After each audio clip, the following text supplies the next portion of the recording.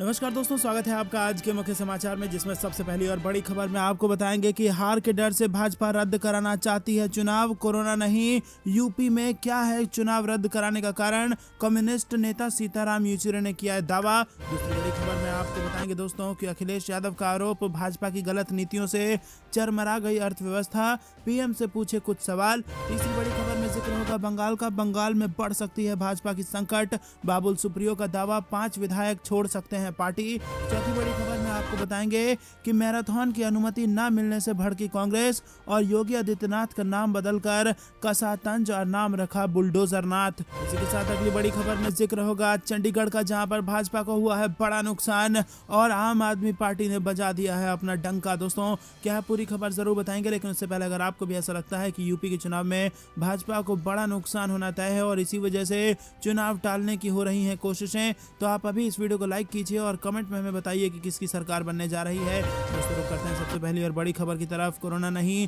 UP में इस वजह से चुनाव टालना चाह रही है भाजपा, कम्युनिस्ट नेता सीताराम येचुरी का दावा। जी हां दोस्तों, कोरोना खतरे के बीच यूपी में चुनाव टालने को लेकर माकपा महासचिव ने बड़ा बयान दिया है। येचुरी ने कहा कि सत्तारूढ़ भाजपा उत्तर प्रदेश में विधानसभा चुनाव स्थगित करने के लिए कोरोना के बढ़ते मामलों को बहाने के तौर पर इस्तेमाल करने की कोशिश कर रही है, क्योंकि उसे चुनाव में हार नजर आ रही है। एक कार्यक्रम के दौरान सीपीएम नेता येचुरी ने कहा कि इलाहाबाद हाई कोर्ट ने चुनाव आयोग से अनुरोध किया है कि 2022 के उत्तर प्रदेश विधानसभा चुनाव कोरोना के ओमिक्रॉन वेरिएंट के बढ़ते मामले के कारण स्थगित करने पर विचार करें। येचुरी ने इस दौरान धार्मिक आयोजन को लेकर भी सवाल उठा दिया। रुक करते हैं अगली बड़ी खबर की तरफ। अखिलेश यादव का भाजपा पर आरोप, भाजपा की गलत नीतियों से चरमराई अर्थव्यवस्था, पीएम से पूछे कुछ सवाल। जी हां दोस्तों, आपको बता दें कि सपा के राष्ट्रीय अध्यक्ष अखिलेश यादव ने आरोप लगाया है कि भाजपा ने देश की अर्थव्यवस्था चरमरा दी है। प्रधानमंत्री देश की अर्थव्यवस्था को $5 ट्रिलियन बनाने का सपना दिखा रहे हैं, लेकिन अब तक इस देश में कोई ठोस कदम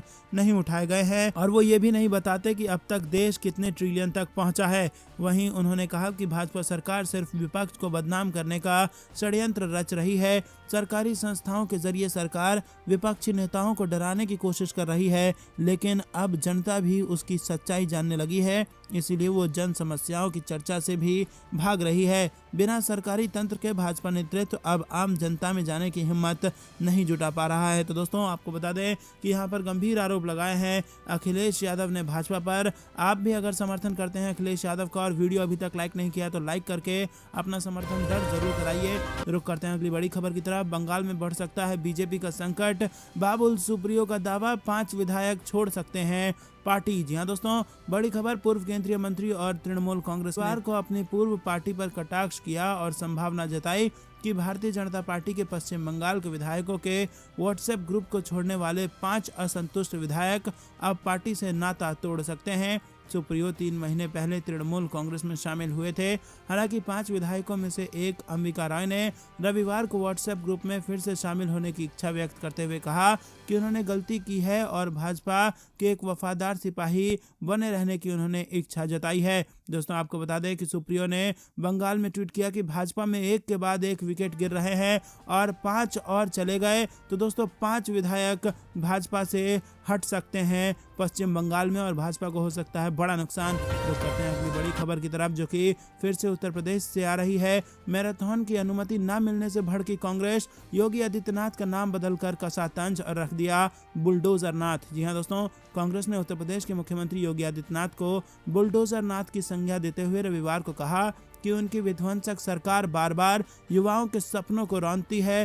कांग्रेस ने यह आरोप पार्टी महासचिव प्रियंका गांधी के लड़की हूं लड़ सकती हूं अभियान के तहत राजधानी लखनऊ में रविवार को आयोजित होने वाली 5 किलोमीटर की मैराथन दौड़ के आयोजन की अनुमति देने से पुलिस के इनकार के एक दिन बाद लगाया है। उत्तर प्रदेश कांग्रेस ने सिलसिलेवार ट्वीट में मुख्यमंत्री योगी आदित्यनाथ पर हमला करते हुए कहा कि बुलडोजर नाथ की विध्वंसक सरकार बार बार युवाओं के सपनों को रौंदती है, कभी पेपर लीक करके, कभी भर्ती ना निकाल कर, कभी लाठी बरसाकर और इस बार तमाम बहादुर लड़कियों के सपनों पर योगी की महिला विरोधी सोच का बुलडोजर चला है। पार्टी ने एक अन्य ट्वीट में मैराथन की अनुमति नहीं दिए जाने की तरफ इशारा करते हुए कहा कि प्रदेश की बेटियां पूछ रही हैं कि भाजपा ने कार्यक्रम किया तब कोविड नहीं था, खुद चुनावी रैलियां कर रहे हैं तब कोविड नहीं है। योगी जी, महिला शक्ति का रास्ता रोकना आपको भारी पड़ेगा। कांग्रेस ने एक अन्य ट्वीट में कहा कि डरपोक भाजपा सरकार का महिला विरोधी षड्यंत्र प्रदेश की बेटियां खूब समझ रही हैं। किसानों की राह में कील कांटे बिछाने वाले षड्यंत्रकारी अब बेटियों का रास्ता रोक रहे हैं, लेकिन उड़ान भरने को बेताब इन बेटियों को हिसाब देना होगा। तो दोस्तों, एक के बाद एक ट्वीट दागे गए हैं कांग्रेस द्वारा और भाजपा को घेरा गया है, क्योंकि मैराथन जो लड़कियों की होने वाली थी उसको अनुमति नहीं दी गई। लड़की हूं लड़ सकती हूं के तहत हजारों लड़कियां जुटी थी, लेकिन लखनऊ में उनको अनुमति नहीं दी गई और इसी पर तंज कसते हुए योगी आदित्यनाथ का नाम बदलकर कांग्रेस ने बुलडोजर नाथ रखा है। तो करते हैं अगली बड़ी खबर की तरफ। चंडीगढ़ निगम चुनाव में आपका डंका, भाजपा के मेयर हार गए। जी हां दोस्तों, चंडीगढ़ नगर निगम चुनाव के परिणाम काफी चौंकाने वाले हैं। 35 में से 18 वार्डों पर परिणाम घोषित हो चुके हैं। अरविंद केजरीवाल की पार्टी आम आदमी पार्टी उसको किले को भेद कर 8 वार्डों में जीत हासिल कर ली है और जबकि भाजपा और कांग्रेस ने 5 और 4 वार्ड जीते हैं। और सबसे ज्यादा चौंकाने वाला परिणाम मेयर चुनाव का है दोस्तों।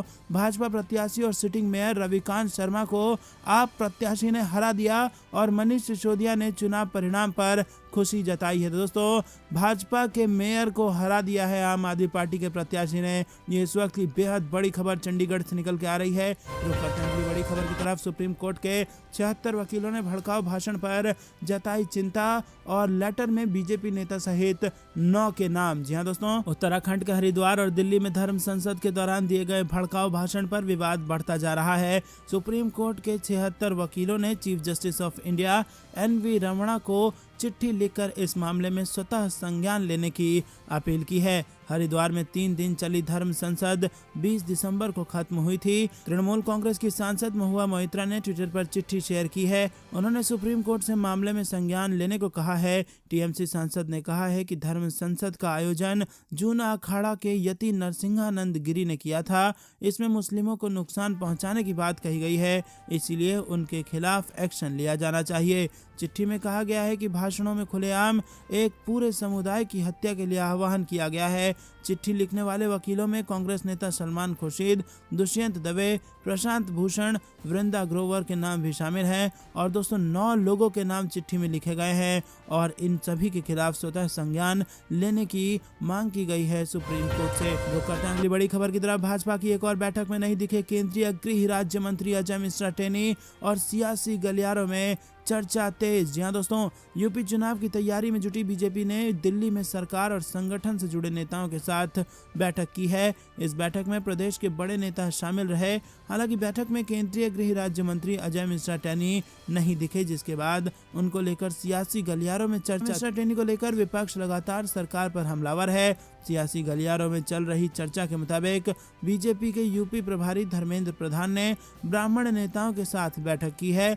बैठक के बाद सभी नेताओं ने राष्ट्रीय अध्यक्ष जेपी नड्डा से मुलाकात की है। मुलाकात के दौरान अजय मिश्रा टेनी नजर नहीं आए, जिसे लेकर अब चर्चाएं शुरू हो गई हैं। जी दोस्तों, लखीमपुर कांड के बाद लगातार भाजपा पर दबाव है कि वो अजय मिश्रा टेनी को मंत्रिमंडल से बर्खास्त करें, लेकिन वो सीधे तौर पर तो भाजपा ने कोई फैसला नहीं लिया है, लेकिन तमाम बड़ी जो सभाएं हैं उनमें उनकी मौजूदगी ना होना एक बड़े बदलाव की तरफ संकेत कर रही है। तो करते हैं अगली बड़ी खबर की तरफ। योगी सरकार के नाइट कर्फ्यू पर वरुण गांधी का सवाल, चुनावी रैली कर कोरोना कंट्रोल का ये कौन सा फार्मूला। जी हां दोस्तों, ओमिक्रॉन के खतरे के बीच योगी सरकार के नाइट कर्फ्यू के फैसले पर पीलीभीत से बीजेपी सांसद वरुण गांधी ने सवाल उठाया है।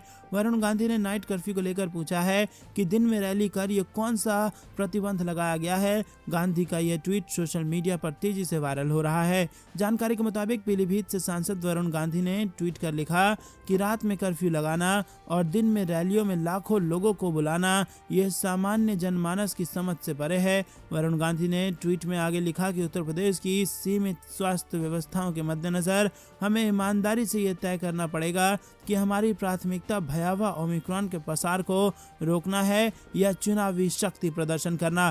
तो दोस्तों, वरुण गांधी जो कि भाजपा से सांसद हैं, उन्होंने भाजपा को ही घेरा है और कहा है कि नाइट कर्फ्यू का क्या मतलब अगर दिन में चुनावी रैलियों में हजारों की भीड़ एकत्रित होती हो। तो करते हैं अगली बड़ी खबर की तरफ। एबीपी वोटर सर्वे, क्या यूपी में चुनाव अब मोदी बनाम अखिलेश होता जा रहा है। जनता ने दिया चौंकाने वाला जवाब और अब योगी बनाम अखिलेश नहीं बल्कि मोदी बनाम अखिलेश की उत्तर प्रदेश में टक्कर। 5 राज्यों में विधानसभा चुनाव पर संकट, स्वास्थ्य मंत्रालय के अफसरों संग बैठक करेगा चुनाव आयोग। 24 घंटे में यूपी में मिले कोरोना के 59 नए मरीज, एक्टिव केसों की संख्या में भी इजाफा।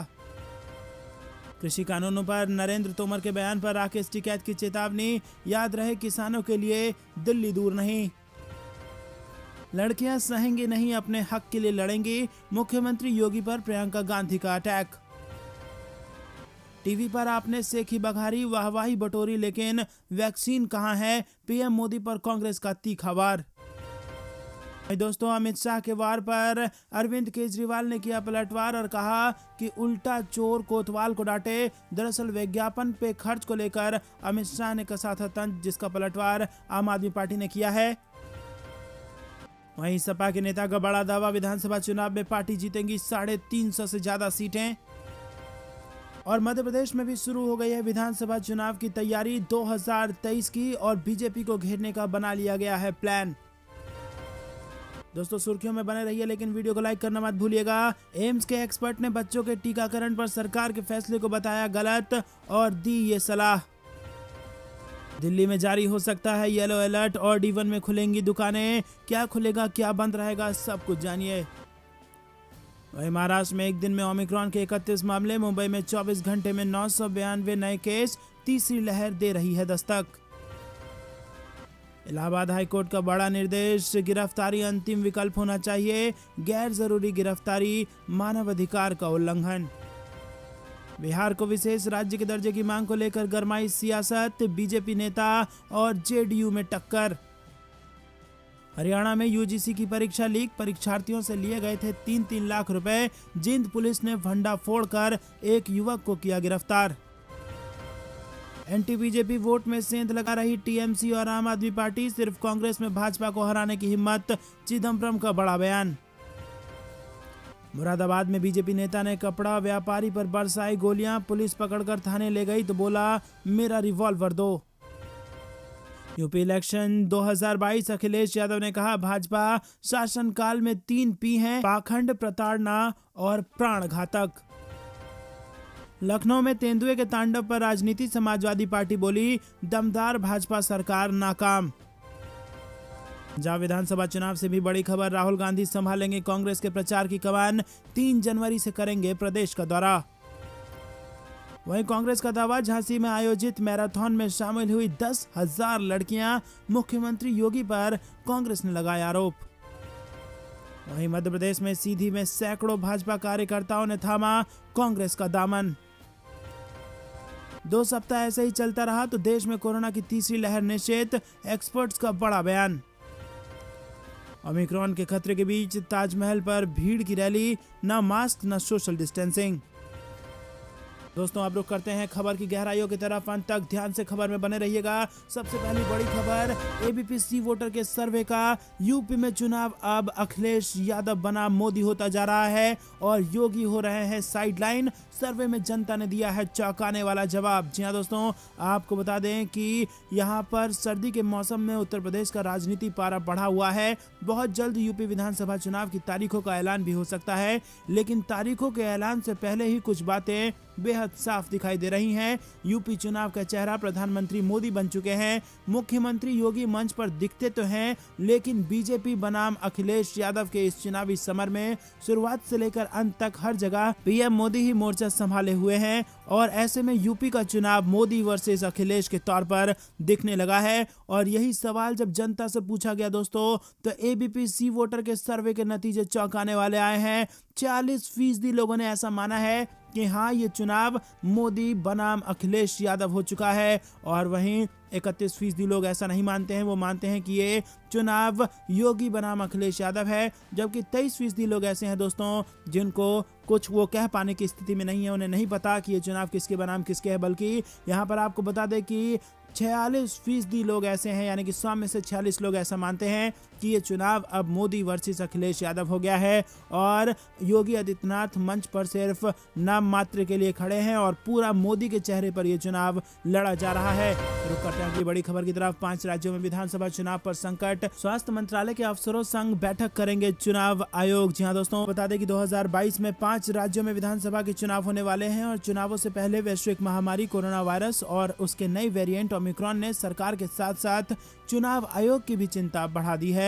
यही वजह है कि चुनावों की तारीखों के ऐलान से पहले चुनाव आयोग पूरी तरह से आश्वस्त हो जाना चाहता है। इसीलिए चुनाव आयोग ने 27 दिसंबर 2021 को स्वास्थ्य मंत्रालय के वरिष्ठ अधिकारियों के साथ बैठक बुलाई है।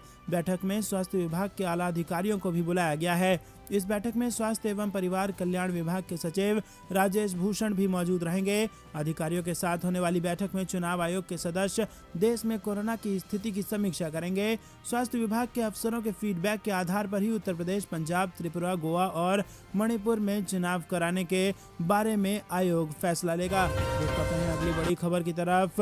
24 घंटे में यूपी में मिले कोरोना के 59 नए मरीज, एक्टिव केसों की संख्या में भी बड़ा इजाफा। जी हाँ दोस्तों, उत्तर प्रदेश में शनिवार को एक दिन में कोरोना के 59 नए मरीज मिले हैं और इस संख्या के साथ ही राज्य में कोरोना के एक्टिव मरीजों की तादाद 323 पहुंच गई है। वहीं इस अवधि में कुल 16 कोरोना के मरीज इलाज के बाद स्वस्थ हुए हैं। कोरोना के बढ़ते मामलों को देखते हुए स्वास्थ्य विभाग ने सतर्कता बढ़ाने के साथ ही इलाज की व्यवस्थाएं चाक चौबंद करने में जुट गया है। वहीं अपर मुख्य सचिव चिकित्सा एवं स्वास्थ्य अमित मोहन प्रसाद ने बताया कि प्रदेश में शनिवार को 1,82,587 सैंपल की जांच की गई है। तो करते हैं अगली बड़ी खबर की तरफ। कृषि कानूनों पर नरेंद्र तोमर के बयान पर राकेश टिकैत की चेतावनी, याद रहे किसानों के लिए दिल्ली दूर नहीं। जी हाँ दोस्तों, आपको बता दें कि केंद्र सरकार द्वारा निरस्त किए गए 3 कृषि कानूनों को लेकर कृषि मंत्री नरेंद्र सिंह तोमर के हालिया बयान पर भारतीय किसान यूनियन के नेता राकेश टिकैत ने कहा कि उनका बयान किसानों के साथ छल करने वाला है और देश के प्रधानमंत्री को भी नीचा दिखाने वाला है। नरेंद्र तोमर ने शुक्रवार को नागपुर में एक कार्यक्रम को संबोधित करते हुए ये संकेत दिया था कि सरकार इन कानूनों को वापस ला सकती है। उन्होंने कहा था कि सरकार निराश नहीं है, हम एक कदम पीछे हटे हैं फिर आगे बढ़ेंगे। राकेश टिकैत ने रविवार को ट्विटर पर लिखा कि हम एक कदम पीछे हटे हैं फिर आगे बढ़ेंगे। नागपुर में कृषि मंत्री का यह बयान देश भर के किसानों के साथ छल वाला और देश के प्रधानमंत्री को भी नीचा दिखाने वाला है।